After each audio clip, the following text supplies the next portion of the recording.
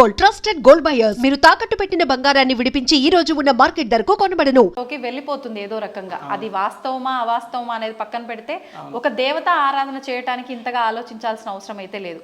వాళ్ళలో ఉన్న ఆ చిన్న మూఢనమ్మకమా లేకపోతే ఆ భయాన్ని గనక మనం తొలగించగలిగితే నవరాత్రుల ముందు అందరూ కూడా అమ్మవారి ఆరాధన చేసుకోవడానికి అనువుగా ఉంటుంది.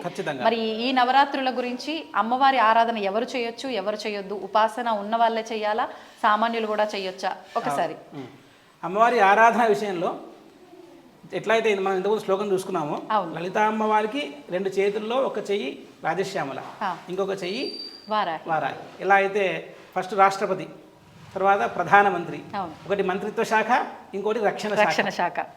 అన్నీ అవసరమే. నాకు రక్షణ శాఖ వద్దు అని ఎవరైనా ఈ దేశ ప్రెసిడెంట్ అనగలుగుతారా? అనలేరు. పైగా వారాహి అమ్మవారు ఎవరైనా కొత్తగా తీసుకొచ్చామని ప్రచారం చేస్తున్నారా? అమ్మవారు గుప్త నవరాత్రులు ఉండేవి పేరు. ఆషాఢ నవరాత్రి గుప్త నవరాత్రులు అని పేరు. అంటే సాధకులు వాళ్ళ మంత్రసిద్ధిని ఇంకా మంత్రానుష్ఠాన బలాన్ని పెంచుకోవడానికి కోసం జగదంబ వారాహి యొక్క అమ్మవారి అనుగ్రహాన్ని పొందడం కోసం చేసిన నవరాత్రులు గుప్త నవరాత్రులు. గుప్తంగా అంటే సీక్రెట్గా, మరి తెలియదు. ఇప్పుడున్న మరి అమ్మవారి సంకల్పమా ప్రచారం లేని ప్రచారం కాదు. అమ్మవారు ఎప్పుడూ ఉన్నది, ఎప్పటికీ ఉంటుంది. కానీ ప్రచారం ఇప్పుడు సాగుతుంది కాబట్టి ఎవరు యోగ్యులు ఎవరు అయోగ్యులు ఏదైనా విషయం చెప్తున్నారంటే వాళ్ళు విషయం చెప్పేవాళ్ళు ఏ పుస్తకాన్ని వాళ్ళు మెన్షన్ చేసి చెప్తున్నారు. ఇప్పుడు ఈ అమ్మవారి గురించి తెలియాలంటే ప్రతి ఒక్కరికి ఈరోజు ఇంటర్నెట్లో సమాచారం అవైలబుల్గా ఉంది. ఏమిటి? బ్రహ్మాండ పురాణంలో, లలితా ఉపాఖ్యానంలో అసలు వీళ్ళ ముగ్గురు యొక్క రథాలు, వాళ్ళ యొక్క సైన్యంలో ఉండే శక్తులు అవన్నీ చూస్తే మీరు ఎంతో సంతోషపడతారు. అంటే ప్రతి దేవతలు అమ్మవారిని 12 నామాలతో కీర్తించారు. ఎవరిని? వారాహి అమ్మవారిని. ఎప్పుడు అమ్మవారు ఈ లలితా అమ్మవారికి భండాసుర వధ సమయంలో దేవతలందరూ మార్చ్ ఫాస్ట్ అంటే రథాలు తీసుకొని, సైన్యాలు తీసుకొని, రకరకాల విధమైనటువంటి సైన్యంలో ఉండే శక్తుల చేత వీళ్ళందరూ ఆవిడకి సహకరించారు. పైగా ఈ అమ్మవారు ఆరాధన ఎవరైనా ఆరాధన చేసుకోవచ్చు. అమ్మవారి ఆరాధన ఈ ఒక పర్టికులర్ ఈ ప్రత్యేకమైన దేవతా అనుగ్రహాన్ని పొందడానికి ఎవరు ఆవిడ దగ్గరికి వెళ్ళి ఆవిడ చేతులు జోడించి వారాహి నమః తల్లి నన్ను కాపాడు అంటే ప్రతి దేవత కూడా భక్తులను కాపాడేటువంటి తత్పరత, అయ్యో నాకు కష్టంతో వచ్చాడే అనుగ్రహిద్దామనే లక్షణమే కలిగి ఉంటారు. అంతేగాని నన్ను పూజిస్తారా, నేను శపిస్తాను, నేను ఇబ్బంది పెడతాను అనే లక్షణం ఏ దేవత కలిగి ఉండదో, అలా కలిగి ఉంటే దేవత కాదు. అలాంటి శపించే దేవతలు ఎక్కడైనా సరే మానవులు కలికాలంలో దేవతల స్మరణ చేయడం వలన, యజ్ఞయాగాది కర్మలు చేస్తాను అనుకోవడం వల్ల మాత్రమే, నువ్వు చేయకపోయినా సరే శ్రేయస్సు కలుగుతుంది. కాబట్టి వారాహి ఆరాధన ఖచ్చితంగా అందరూ కూడా అమ్మ యొక్క అనుగ్రహాన్ని పొందడానికి లలితా అమ్మవారు ఎంతైతే పద్ధతిగా భక్తిగా కొలుస్తున్నామో అలాంటి సాత్వికమైన ఆరాధన, వైదిక పరమైన ఆరాధన విషయం. ఎందుకంటే అమ్మవారు ఎక్కడైతే వచ్చి మంత్రం చేరుతుందో, మంత్రం వచ్చింది వైదిక పరమైన పద్ధతి ఎక్కడైతే వచ్చి చేరుతుందో అక్కడ అమ్మవారికి ఒక మంచి వేద విద్వాంసైనా లేదా శాక్తేయమునందు అనుభవం గల, శాక్తేయం అంటే శక్తికి సంబంధించిన జ్ఞానాన్ని ఇచ్చేది శాక్తేయం. శక్తి అంటే జగన్మాత పరాశక్తి. ఆవిడ పూజ ఎలా చేయాలి, ఆవిడని ఏ విధంగా ఆవిడని అర్చన చేయాలి, అర్చించాలి, ఆరాధన చెప్పేది శాక్తేయం. అలాంటి వాళ్ళు చెప్పే వాళ్ళ మంచి మార్గంలో, సాత్వికుడైన ఉపాసకుడి మార్గంలో కానీ గురువు మార్గంలో కానీ వెళితే ఖచ్చితంగా అమ్మ ఆరాధన ప్రతి భక్తులు చేసుకోవచ్చు. ఎట్లా అయితే ఒక పెద్ద చెట్టు ఎవరు చెట్టు కిందకి వెళ్ళినా నీడే ఇస్తుంది, దేవతా అనుగ్రహం కూడా అలాగే. మీరు నచ్చి చేసినా నచ్చక చేసినా, నమ్మి చేసినా నమ్మక చేసినా వెళ్ళి చేతులు జోడించి తల్లి నన్ను కాపాడు, నా కష్టాలు దూరం చెయ్యి అంటే వారాహి అమ్మవారు ఖచ్చితంగా ఆ కష్టాలు దూరం చేస్తుంది. నిస్సందేహంగా ప్రతి భక్తుడు అమ్మవారి యొక్క అనుగ్రహాన్ని పొందగోరి ఆవిడ నామాన్ని స్మరణ చేయొచ్చు, దర్శనం చేసుకోవచ్చు.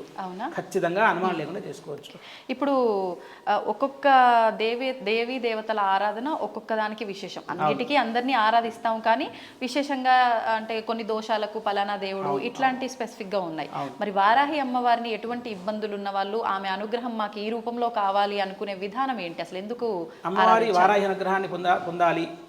ప్రతి మానవుడికి కష్టాలు, కోరికలు లేదా ఏదో ఒక పనులు ఆగిపోవటం, కార్యాలు అంటే ఇబ్బంది రావడం, విఘ్నాలు కలగడం, శత్రుబాధ అంటే మనం మానసికంగా ఎక్కువ కోపం ఉండడం, ఎక్కువ నిరాశ ఉండడం, అంటే మనం అంతర్లీనంగా ఉండేటువంటి అంతర్గత శత్రువులు, బహిర్గతంగా ఉండే భౌతిక శత్రువులు, అంటే వాళ్ళందరి నుంచి రక్షణ. మనం చేసే పని యందు మనకు తదేక దృష్టి కలిగి ఉండి మనం ఎలా మన కార్యాన్ని సాధించుకోగలము అనే ఆలోచన ఎవరికైతే ఉంటుందో వాళ్ళందరూ కూడా మనకు ఏడాదికి ఒకసారి వచ్చే ఆషాఢ నవరాత్రిలో వారాహిని పూజించుకోవచ్చు. అలాగే స్తంభనము, ఏదైనా ఘోరమైన ఆపద జరగబోతుంది, దాన్ని స్తంభింపజేస్తుంది, అంటే అక్కడే ఆగిపోతుంది. తర్వాత ఎవరైనా మన వైపు చెడు దృష్టితో చూస్తున్నారు, వారి దృష్టిని అమ్మవారు మన ఎందు నుంచి మరల్చి వేస్తుంది. ఇటువైపు చూడకు అనేటువంటి ఒక లక్షణం ఎదురుగా ఉండే వారికి కలిగజేసి మనం ఏం కోరుకుంటాం, అమ్మవారిని చల్లగా చూడమా అని కోరుకుంటాం. చల్లగా చూడడం అంటే ఏంటి, ఐస్ ముక్కలు వేసుకుని చూడడం కాదు కదా. చల్లగా చూడడం అంటే నన్ను అనుగ్రహించు, నా కుటుంబాన్ని కాపాడు, చల్లగా ఉంచు అంటే అందరినీ ఆరోగ్యవంతంగా ఐశ్వర్యవంతంగా ఉంచు. అందరికీ ఇవే కోరికలు కదా. అవునండి కదా.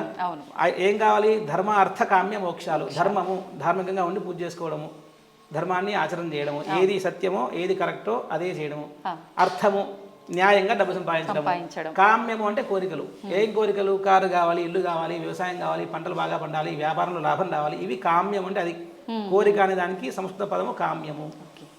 తర్వాత ఇంకా మోక్షము, చివరి వయసులో ఆరోగ్యవంతమైన శరీరాన్ని ఆరోగ్యాన్ని కలిగి ఎలాంటి ఇబ్బందులు లేకుండా మంచం మీద పడి 4 ఏళ్ళు 5 ఏళ్ళు 6 ఏళ్ళు అలా మంచాన పడి రోగాల రూపుల పాలు కాకుండా అనాయాసంగా దేహాన్ని విడిచిపెట్టేటువంటి ఒక యోగము. అది యోగము అందరికి రాదు, చాలా మంది కోరుకుంటారా.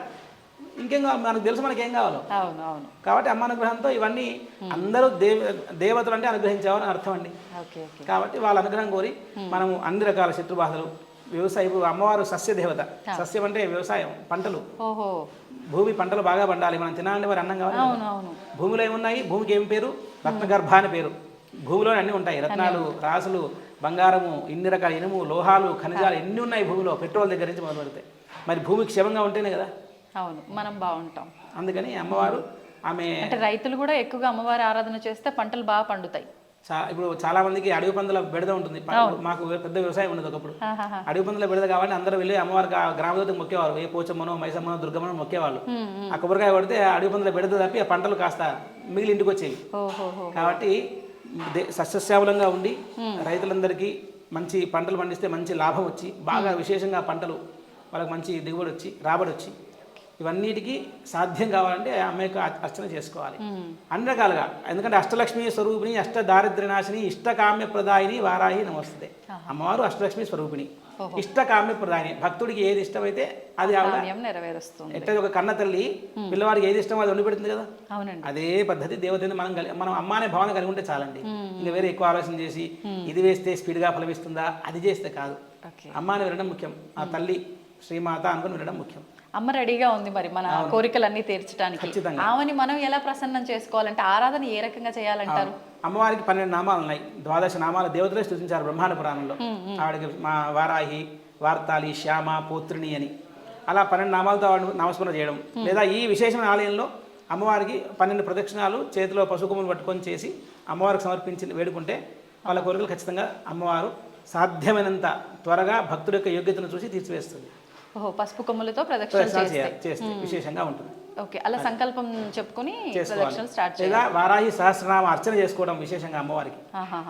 అది కూడా చాలా మానవులకు వెంటనే అమ్మవారికి అనుగ్రహాన్ని పొందడానికి ఒక మార్గం, ఏకైక మంచి మార్గం అదొకటి.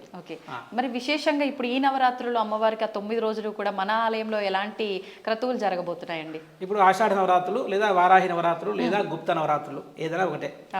ఆషాఢ నవరాత్రులు అమ్మవారికి వేదోక్త విధానంలో ప్రొద్దున్నే 7 గంటల నుంచి అభిషేక కార్యక్రమాలు. భక్తులందరూ ఎవరైతే స్త్రీలు సాంప్రదాయ వస్త్రధారణలో, పురుషులు ధోతి కండువా వేసుకుని వస్తే ఉత్సవ విగ్రహానికి వాళ్ళందరూ వాళ్ళ చేతితో అభిషేకం చేసుకోవచ్చు. మూల విగ్రహానికి అర్చకులు చేస్తారు లోపల. ఉత్సవ విగ్రహానికి అందరూ కూడా వాళ్ళు వీళ్ళని మనకేమి భేదాలు లేవు, అందరూ అభిషేకం వాళ్ళ చేతితో చేసుకోవచ్చు. తర్వాత అమ్మవారికి అభిషేకము, అలంకరణ, సహస్రనామార్చన, తదనంతరం మూలమంత్ర హోమం ప్రతిరోజు జరుగుతుంది. ప్రతినిత్యము ఆ 9 రోజులు అమ్మవారికి వారాహి మూలమంత్ర హోమాలు. ఒకరోజు బృహద్వారాహి, కిరాత వారాహి, స్వప్న వారాహి, లఘు వారాహి, ధూమ్ర వారాహి అని అమ్మవారి యొక్క వివిధ రూపాలు ఉన్నాయి. ఆ రూపాలు ఉండే దేవతలకి ప్రతిరోజు అమ్మవారికి. తర్వాత దశమహావిద్య హోమాలు జరుగుతాయి నవరాత్రిలో ప్రతిరోజు. అందరూ భక్తులు దానిలో పాల్గొనవచ్చు. సాయంకాలం పూట పెద్ద పెద్ద విద్వాంసుల చేత సంగీత కచేరీలు. అమ్మవారికి ఆ సంగీతం అంటే చాలా ఇష్టం. లలిత అమ్మవారికి నారాయణి నాదరూప అని వస్తుంది. తర్వాత లాస్యప్రియ లయకరి అని కూడా వస్తుంది. లాస్యం అంటే ఆడవాళ్ళు చేసే నాట్యానికి లాస్యం అని పేరు, మగవాళ్ళు చేసే నాట్యానికి తాండవం అని పేరు. శివుడి యొక్క నాట్యానికి తాండవం అని పేరు, శివతాండవం. అమ్మవారు చేసే నాట్యానికి లాస్యము అని పేరు. సో ఆవిడకి శాస్త్రీయ నృత్యాలు, భరతనాట్యము, కూచిపూడి ఉన్నాయి కదా, ఇవన్నీ కూడా చాలా ఇష్టం అమ్మవారికి. కాబట్టి ఇక్కడ సాయంకాలం పూట సంగీత సేవలు జరుగుతాయి. ఇంకా భక్తులకు నిత్యం అర్చనలు, ఆ నవరాత్రుల్లో పూజలు జరుగుతుంటాయి. గురుగారు, మనం ఇంతకు ముందు నేను మీ ఇంటికి కూడా రావడం జరిగింది. వారాహి సన్నిధి అని అక్కడ అమ్మవారు పైన ఫస్ట్ ఫ్లోర్ లో ఉండేవారు. మరి ఇప్పుడు అమ్మవారు ఎక్కడ ఉన్నారు, ఇప్పుడు చాలా వరకు మనకు హైదరాబాద్లో ఉన్న ఈ 2-3 వారాహి ఆలయాల్లో మనది ఆ వారాహి సన్నిధి కూడా వన్ ఆఫ్ ద టెంపుల్ అన్నమాట. మరి ఒక్కసారి అమ్మవారికి సంబంధించిన విషయాలు కూడా మాట్లాడుకుందాం. చెప్తాను. శ్రీ వారాహి సన్నిధి అని మన ఇంటి పైన సెకండ్ ఫ్లోర్లో అమ్మవారు ఉండేది కానాజీగూడలో. ఇప్పుడు అక్కడ ఉండే అమ్మవారు మనం 3 సంవత్సరాలు పూజ చేసుకొని మనం ఇప్పుడు ఎక్కడైతే కొత్తగా ఆలయం కట్టుకున్నామో అక్కడ ఉండేటువంటి మూలమూర్తే వారాహి సన్నిధి అని మీరు గూగుల్లో కొడితే అదే లొకేషన్ ఇక్కడ తీసుకొచ్చేస్తుంది మిమ్మల్ని. సో ఆ వారాహి మూలమూర్తే ఇక్కడ మనము స్థిర ప్రతిష్టగా అమ్మవారిని గర్భాలయంలో యంత్ర ప్రతిష్ఠ చేయడం జరిగింది. కాబట్టి భక్తులందరూ గమనించాలి ఈ విషయాన్ని. అందరూ అంటే అక్కడ ఆ లొకేషన్ పెట్టుకుంటే ఖచ్చితంగా మనకి ఇక్కడికే వస్తుంది, ఇబ్బంది కూడా ఏమీ లేదు. గూగుల్ లొకేషన్ మార్చేసాం అది. కాబట్టి ఇదందరూ గమనించవలసిన విషయం. విశేషంగా మనం నవరాత్రుల్లో ఎలాంటివి కార్యక్రమాలు నిర్వహిస్తున్నాము మాట్లాడుకున్నాము. మరి నవరాత్రుల్లో కాకుండా విడిగా కూడా వారాన్ని బట్టి, తిథిని బట్టి, మాసాన్ని బట్టి కూడా విశేషమైన పూజలు విధానాలన్నీ జరుగుతుంటాయి కదండి. ఈ ఆలయంలో ప్రత్యేకంగా ఎలాంటి కార్యక్రమాలు జరుగుతున్నాయి? ఇక్కడ మనకి ప్రతి శుక్రవారం పొద్దున లలితా అమ్మవారికి అభిషేకం, మార్నింగ్ 7 o'clock నుంచి 7 గంటల నుంచి. తర్వాత అమావాస్య వారాహి అమ్మవారి అభిషేకం సాయంకాలం, ప్రత్యంగిర అభిషేకము అండ్ ప్రత్యంగిర వారాహి హోమం సాయంకాలం. పౌర్ణమి రోజు రాజశ్యామల అభిషేకం, రాజశ్యామల హోమం. ఇంకా ప్రతి అష్టమికి కాలభైరవుడికి అర్చన విశేషంగా, చతుర్థికి గణపతికి గరికతో దూర్వార్చన, సంకష్ట చతుర్థికి నిత్యం అమ్మవారికి సహస్రనామార్చన జరుగుతూ ఉంటాయి. ఇంకా ఎవరికైనా వాళ్ళు ప్రత్యేకంగా ఏదైనా ఇక్కడ హోమం చేయించుకోవాలి వచ్చి వాళ్ళకు ఈ తిథులతో సంబంధం లేకుండా ఇప్పుడు మనం వారాహికి పంచమి విశేషమైన తిథి. పంచమి ఒకవేళ వీక్ డే వస్తే ఇప్పుడు ఉన్నటువంటి సమయానికి అందరు కుదరదు, వీక్ డే రాలేము అంటారు, అందరు వర్కింగ్ పీపులే కదా. లేదు అమావాస్యకు వస్తాము చేయించుకుంటాము, లేదు మాకు ప్రత్యేకంగా మేమే స్వతహాగా కూర్చొని హోమం చేసుకుంటాము, అలాంటి వాళ్ళకు కూడా మమ్మల్ని సంప్రదిస్తే వాళ్ళకి ఏ రోజు రావాల్సినటువంటి వాళ్ళ సమయానికి అనుకూలంగా మన సమయానికి అనుకూలంగా ఒక సమయం ఇచ్చి పరిహారం కానీ పూజ కానీ చేయించడం జరుగుతుంది. అంటే వాళ్ళ జాతక రీత్యా ఏమైనా ఇబ్బందులు ఉన్నా కూడా దానికి సంబంధించి పరిహార పూజలు చేసుకోవచ్చు. జాతకానుసారంగా గ్రహచార గోచారాలకు కానివ్వండి, ఏదైనా మనకు వేరే ఇంకా ఇబ్బందులు ఉండి దైవానుగ్రహం కావాలి అనుకునే వాళ్ళు తప్పకుండా మమ్మల్ని సంప్రదించవచ్చు. ఇక్కడ ఇంకోటి ఏంటంటే మనకు దశ మహావిద్యల్లో 2 మహావిద్యలు ఇక్కడే ఉన్నాయి, రాజశ్యామల అండ్ లలిత అమ్మవారు. అంటే మనకి 3 నవరాత్రులు, 4 నవరాత్రులు 3 ఇక్కడే అవుతాయి. ఆషాఢ నవరాత్రులు, తర్వాత దేవీ నవరాత్రులు, దసరా, విశేషంగా రాజశ్యామలకి శ్యామ నవరాత్రులు మాఘమాసం ఫిబ్రవరి టైంలో వస్తాయి. ఎప్పుడు కూడా జన సందోహంతో కిటకిటలాడిపోతుంది అయితే ఆలయం. అంటే 3 నవరాత్రులు ఇక్కడే జరుగుతున్నాయి కాబట్టి విశేషంగా ఇప్పుడు నవరాత్రుల్లో దీక్షలు అలాంటివి కూడా తీసుకుంటూ ఉంటారు కదా, అలాంటివి కూడా ఇక్కడ నిర్వహిస్తూ ఉంటారు. దీక్ష అంటే ప్రత్యేకంగా వారాహి నవరాత్రులకి అందరూ కూడా 9 days వాళ్ళు అమ్మవారి దృష్టి నుంచి వారు ఒక విశేష వస్త్రధారణ చేసుకొని వాళ్ళు అమ్మవారి జపం చేసుకోవడమా, అనుష్ఠానం చేసుకోవడమా. అంటే అనుష్ఠానం అంటే అమ్మవారి సహస్రనామార్చన చేసుకుంటారా, ఎవరెవరు వారి శక్తి అనుసారంగా అండి. అందరికీ అన్ని కరెక్ట్గా ఖచ్చితంగా ఉచ్చారణ శుద్ధితో చదివి చేసుకోవడం కష్టం. అంటే ట్రైనింగ్ తీసుకుంటే చదివేసుకోవచ్చు, లేదా ఇక్కడికి వచ్చి కూర్చుంటే అమ్మవారి యొక్క వారాహి మంత్రాన్ని చిన్నగా తీసుకొని మా దగ్గర నుంచి కూర్చొని జపం చేసుకోవచ్చు. వాళ్ళందరికీ కూడా అభిషేకం చేసుకోవచ్చు. దీక్షలు తీసుకోవాలి వాళ్ళు ఫోన్ చేస్తున్నారు, దీక్షలు వాళ్ళు కూడా చేసుకోవచ్చు. ఓకే, ఇప్పుడు ఆలయంకి వెళ్ళాలి అని అంటే ఖచ్చితంగా ఇలాంటి పద్ధతులు పాటించాలని కొన్ని ఆలయాలకు ప్రత్యేకమైన నియమాలు ఉంటాయి. అలా మనం ఈ ఆలయానికి దర్శనం కోసం రావాలి అంటే నియమాలు ఏమైనా పాటించాలంటారా? ముందుగా ఏ ఆలయమైనా ఆలయమే, బేసిక్గా గుడి దేవస్థానము, భగవంతుడు ఉండే ఒక స్థానము. కాబట్టి ఎక్కడ ప్రపంచంలో భారతదేశంలో ఏ ఆలయానికి వెళ్ళినా పురుషులైనా స్త్రీలైనా ఖచ్చితంగా కట్టు బొట్టు పాటించవలసిందే, నిర్మోహమాటంగా. ఒక పార్టీకి ఎలా వెళ్తాం చక్కగా తయారై వాళ్ళు మెన్షన్ చేస్తారు, please come with black dress white dress అని, మరి కొనుక్కొని మరీ వేసుకొని వెళ్తాం. అంతే శ్రద్ధగా, అంతకంటే 1000 రెట్ల శ్రద్ధగా ఆలయానికి కట్టు బొట్టు పద్ధతిగా వెళితే సంపూర్ణమైన దేవతానుగ్రహం పొందాలంటే ఇలా వస్తే దేవతలకు ఇష్టం అండి. అమ్మవార్లకి ఒక బొట్టున్న వ్యక్తిని చూస్తే ఆహా వీడి ఎందు లక్ష్మీ కళ ఉన్నది, లక్ష్మీ అనుగ్రహం కావాలి, సంపద కావాలి అంటే బొట్టు పెట్టాలి ఖచ్చితంగా. కట్టు మంచి జడ వేసుకోవాలి, ఒంటి నిండా వస్త్రధారణ చేసుకొని గౌరవప్రదంగా వెళ్ళాలి. నేను చెప్పేది ఓన్లీ ఆలయానికి సంబంధించిన టర్మ్స్ అండ్ కండిషన్స్ చెప్తున్నా. పర్సనల్ లైఫ్ మనకు అవసరం లేదు. మనం ఎవరైనా ఆలయానికి నేను వెళ్ళినా మీరు వెళ్ళినా అమ్మ దర్శనం, ఏదో ఒక పని ఇవ్వాలి, చేయబోతున్న పనిలో విఘ్నాలు తొలగిపోవాలి, పిల్లలకు చదువు బాగా రావాలి, వాళ్ళు బాగా ఉద్యోగం సంపాదించాలి, బాగుండాలి, అంతే కదా. అలాంటి కోరిక కోరినప్పుడు మనం ఎంత శుద్ధంగా వెళ్ళి కోరుకుంటే మనకు అమ్మవారు అనుగ్రహిస్తుంది. దేవతల ముందు అహంకారం మనకి రాదు. ఇదంతా నేను నమ్మను, నేను ఇలాగే వెళ్తా అంటే అలాగే వెళ్తా అంటే వెళ్ళొద్దు, అసలు రావద్దు. అంటే ఒక్క దగ్గర ఎక్కడో చోట పద్ధతి. ఇప్పుడు పద్ధతి లేకుండా జంతువులు ఉంటాయండి, మనం వాటిని పట్టించుకోము. మానవులకు మనకు ఒకటే, వాళ్ళ జంతువులు ఒకటే డిఫరెన్స్, జ్ఞానం. ఎక్కడ ఏమి చేయాలి ఎక్కడ ఏమి చేయొద్దు అని తెలుసుకోవడమే జ్ఞానం అండి, సింపుల్. కాబట్టి ఆలయానికి వెళ్తే ఖచ్చితంగా స్త్రీలు జడ వేసుకొని, వివాహితులు మంగళసూత్రం వేసుకొని, పురుషులైతే ఖచ్చితంగా నిర్మోహమాటంగా బొట్టు ఆడవాళ్ళే పెట్టుకుంటారు, మొగలు పెట్టుకునే ఆ ఆలోచన లేకుండా బొట్టు సనాతన ధర్మమును అనుసరించే ప్రతి ఒక్కరూ అస్థి పునర్జన్మ ఉన్నది, నేను దైవత్వాన్ని నమ్ముతానని ప్రతి ఒక్కరూ ఎంతో కొంత చిన్నగా బొట్టు పెట్టుకుని వెళ్తే లక్ష్మీప్రదము, చేసిన యాత్రకి పూజకి పునస్కారము అన్నిటికీ ఒక ఫలం బొట్టు ద్వారా వస్తుంది. ఖచ్చితంగా గాజులు వీలైనంత వరకు ఆలయం వరకే అయిన తర్వాత రోజు వేసుకొని తిరగని చెప్పట్లేదు. ఆలయం వెళ్ళే వాళ్ళు గాజులు కాస్త బొట్టు కొంచెం మంచి డ్రెస్ వేసుకొని పైన చున్నీ యోజన వేసుకొని వెళ్తే అంటే చేసే పద్ధతి అడుగుతున్నారు కాబట్టి ఇలా వెళ్తే దీనిలో ఏమి ఇంకా అమెండ్మెంట్స్ లేవు. ఆలయానికి సంబంధించి అలాగే వెళితే మంచిది. మన ధ్యాస అయినా పక్క వాళ్ళ ధ్యాస అయినా స్వామి అమ్మవారి పైకే వెళ్తుంది కానీ అరే వీళ్ళు ఇలా ఉన్నారు అలా ఉన్నారు అనేటట్టుగా వెళ్ళేటట్టు ఉండకుండా ఉండే ఆలోచన మనం చేస్తే అట్మాస్ఫియర్ వాతావరణం అంతే. ఆలయము అందరూ ఇలాగే ఉంటారు, నేను అట్టే వెళ్తా, సింపుల్ అంతే అయిపోయింది. ఇప్పుడు మనం ఫ్లైట్ ఎక్కి కూర్చుంటాము, పుట్టాను సీట్ బెల్ట్ అంటే వెంటనే పెట్టేసుకుంటాం, అక్కడ ఎందుకని అడగం కదా మనం. అవును. కాబట్టి ఏది చేస్తే మానవులకు తక్షణమే అనుగ్రహం కలుగుతుంది అది చేయడం ఒక దైవం దగ్గర. మిగతా చోట్ల మీ ఇష్టం. దైవం దగ్గర అహంకారం వద్దు, నేను అనే భావన వద్దు. నేను అమ్మ నీ దగ్గరికి నేను దాసునే వస్తాను, నేను నీకు నేను సమర్పించుకుంటున్నాను అనే భావంతో వస్తే చాలు. కాబట్టి కట్టు బొట్టు అత్యంత విశేషం, రావాల్సింది అలాగే రావాలి. అంతే. మంచి ప్రశ్న వేశారు.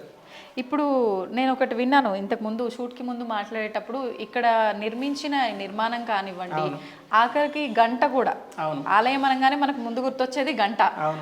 అందరి పిల్లల్ని కూడా ఎత్తుకొని మరి గంట కొట్టిస్తూ ఉంటాం.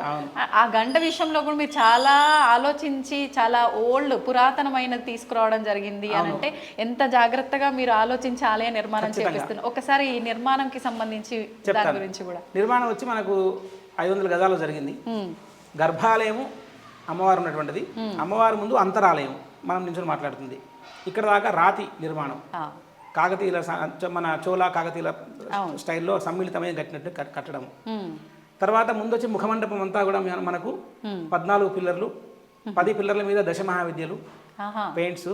తర్వాత మనకు పురాతన తమిళనాడు ఆలయాలకు వెళ్తే ఎలాంటి ఒక భావన వస్తుందో అలాంటి ఒక వాతావరణం ఇక్కడ పైన మొత్తం సీలింగ్కి షోడశ నిత్యలు, శ్రీచక్రము, గర్భాలయంలో ఉన్నటువంటి 3 మూలమూర్తుల చిత్రపటాలు, ప్రతి ఒక్కటి క్షిప్ర గణపతి, ఇక్కడ ప్రతిది కూడా అమ్మవారి యొక్క ఆధార పీఠాలన్నీ కూడా చాలా అత్యంత శ్రద్ధతో ప్రతిదీ అడుగడుకు వెతికి చేయించిన విశేషం. దీని పునాది 20 ఫీట్లు తవ్వారు. 20 ఫీట్ల పునాది పై నుంచి రాఫ్టింగ్ వేస్తూ కాంక్రీట్తో కడుతూ, అంటే ఒక 1000 సంవత్సరాలు కూడా ఆలయానికి చెక్కు చెదరకుండా ఉంటుంది. అలాంటి ఒక టెక్నాలజీ అంటే మన పురుగు పెట్టారు కదండి, మనం కొత్తగా చేసేది ఏం లేదు. వాళ్ళు పెట్టిన జ్ఞానమే మనం దాన్ని చూసుకొని ఓహో ఇలా చేయాలి అని చేసుకుని వెళ్ళిపోతున్నాం. వాళ్ళ పద్ధతి మనం ఫాలో అయిపోతున్నాం. ప్రతిది అన్నీ కూడా మీకు బయట ఉండే గజలక్ష్ములు కానివ్వండి, తర్వాత అంతరాలయం ద్వారాలు, వాటికి ఉండేటువంటి శిలా తోరణాలు కానివ్వండి, అన్నీ కూడా మనం ఇంకా పురాతన పద్ధతి. రాత్రి నిర్మాణం అంటేనే విశేషం అండి, 1000 ఏళ్ళు గ్యారంటీ. అలా చేసుకున్నాం ఇక్కడ అనిపించింది. అంటే రాగానే మొత్తం ఆలయ నిర్మాణం ఇంకా కంప్లీట్ అవ్వకపోయినప్పటికీ ఒక మంచి పాజిటివ్ ఫీలింగ్ రాగానే, నార్మల్గా మనకు ఆలయానికి వెళ్తున్న ఫీలింగ్ రా, క్షేత్రానికి వెళ్తున్నామేమో అమ్మవారి క్షేత్రానికి అనే భావన కలిగింది నిజంగా. దీన్ని బట్టే ఇంకా అమ్మవారి అనుగ్రహం ఎలా ఉండబోతుంది భక్తులపై అనేది అర్థమైపోతుంది. అందరూ ఎవరు వచ్చినా ఇక్కడికి అమ్మవారికి ఆశీర్వచనం సమానంగా అందరి మీద అమ్మ కరుణ వర్షిస్తుంది. కాబట్టి ఇక్కడ విశేషమైన ఆలయం ఖచ్చితంగా. కంచి కామాక్షి ఎలా ఉందో మనకు మీరు అన్నట్టు రాగానే అవును ఒక మనసుగా ఆహా మనం ఏం చూస్తున్నాం ఎంత ఆనందంగా ఉందో అనిపిస్తుంది కదా. కాబట్టి అమ్మవారు అంత విశేషంగా చేయించాం. మహాబలిపురంలో విగ్రహము కృష్ణశిలతో చేసిన విగ్రహం. ఆలయం అంతా దాదాపు మీకు మొత్తం కృష్ణశిలే. కృష్ణశిల విశేషము మీరు కనిపించిన తెల్లగా కనిపిస్తుంది. మీరు నీళ్లు వేసినా నూనె వేసినా కంప్లీట్ బ్లాక్ అయిపోతుంది, స్టోన్ అంతా బ్లాక్ అయిపోతుంది. ఇప్పుడు మీకు అమ్మవారు కూడా మీకు దాదాపు ఇదే శిలతో చేయబడింది. ఆవిడ ఓన్లీ కొబ్బరి నూనె, మంచి సుగంధపు నూనె, గంధపు నూనె రాస్తాం అమ్మవారికి ప్రతి అభిషేకం అయిన తర్వాత. ఆ సుగంధపు నూనెతో కూడా మొత్తం విగ్రహం అంతా కూడా మంచి ఒక కృష్ణత్వం, అంటే డార్క్ థిక్ బ్లాక్నెస్ వస్తుంది. దాంతో పైగా పాతకాలం నేను తమిళనాడులో ఒక ఆయన అడిగాను, లైట్లు ఎందుకు లేవంటే పాతకాలంలో లైట్లు లేవు స్వామి, పైగా భక్తులకు ఏంటంటే అనేక రకాల గ్రహచార గోచార దోషాలు ఉంటాయి కదా, అమ్మవారికి వెలిగించే దీపము నూలు నుంతో వేస్తాం మేము, దాంతో వేయడం వలన ఆ దీపం నుంచి వచ్చే కాంతి చూస్తే భక్తులకు అందరికి కూడా గ్రహ దోషాలు పోతాయని చెప్పాను ఒక పెద్ద ఆయన. కాంతిలో అమ్మవారి మొహం చూడటం వల్ల అది విశేషమైన అమ్మ దర్శనం అట్లా చేసుకుంటే మనకు ఒక ప్రత్యేకమైన అనుభూతి కలుగుతుంది. ఆ దైవత్వము ఆ సిద్ధాంతమే మీరు ఇక్కడ ఫాలో అయ్యారు. అదే పద్ధతితో లోపల లైట్లు లేకుండా దాదాపు అమ్మవారికి దీపపు కాంతిలోనే అందరికీ దర్శనం. ఒక అభిషేకం చేయడానికి మేము కింద కాస్త క్లీన్ చేసుకోవడానికి మాత్రమే లైట్ వేసుకుంటాం. అదర్వైజ్ భక్తులందరికీ దర్శనం మాత్రం దీపపు కాంతిలోనే దర్శనం అవుతుంది. అది ఈ లోపల ఆలయం నిర్మాణం ప్రత్యేకత. కూడా కొంచెం పైన స్టోన్, దాన్ని కోనవట్టం చంద్రవట్టం అంటారు. మధ్యలో కప్పు రాయి, దాని మధ్యలో పద్మం వేసి ఆ రాయితో మూస్తారు మొత్తం. అమ్మవారికి పైన 3 విమాన గోపురాలు, ముందట వచ్చేసి మనకు రాజగోపురం వస్తుంది చిన్నది. అంటే మనకున్న ప్రదేశాన్ని అనుకూలంగా మనం ఏది ఎంత ఫిట్ అవుతే అంత కట్టుకోవడం అలా జరుగుతుంది. Okay okay. మరి ఒక్కసారి మన ఆలయ వివరాలు కూడా, అంటే ఎక్కడ ఏంటి అనే అడ్రస్ కూడా ఒకసారి వీడియో చూసిన తర్వాత మన వాళ్ళంతా నన్నే తిడతారు వివరాలు నేను కరెక్ట్గా ఇవ్వకపోతే. మీ మాటల్లో ఒక్కసారి చెప్తాను. ఈ ఆలయము మనకు సికింద్రాబాద్ జేబీఎస్ నుంచి బయలుదేరి సిద్దిపేట వెళుతూ ఉంటే హకీంపేట దాటిన తర్వాత తూముకుంట అనే ఒక విలేజ్ వస్తుంది. మెయిన్ రోడ్ మీద మీరు హైదరాబాద్ టు సిద్దిపేట వెళుతూ ఉంటే లెఫ్ట్ సైడ్ అంబేద్కర్ స్టాచ్యూ దగ్గర నుంచి లోపలికి రావాలి. ఈ కాలనీ పేరు north park avenue, Thumukunta village, Medchal Malkajgiri district, Hyderabad. అదే సిద్దిపేట టు హైదరాబాద్ వెళ్తుంటే మీరు ఆఫ్టర్ ఓఆర్ఆర్ అయిన తర్వాత ఫస్ట్ రౌండ్ అబౌట్ వస్తుంది.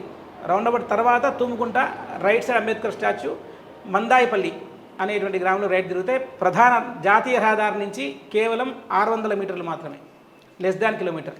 Okay. North park avenue Thumkunta, ఇది ఆలయం మనకు లొకేషన్.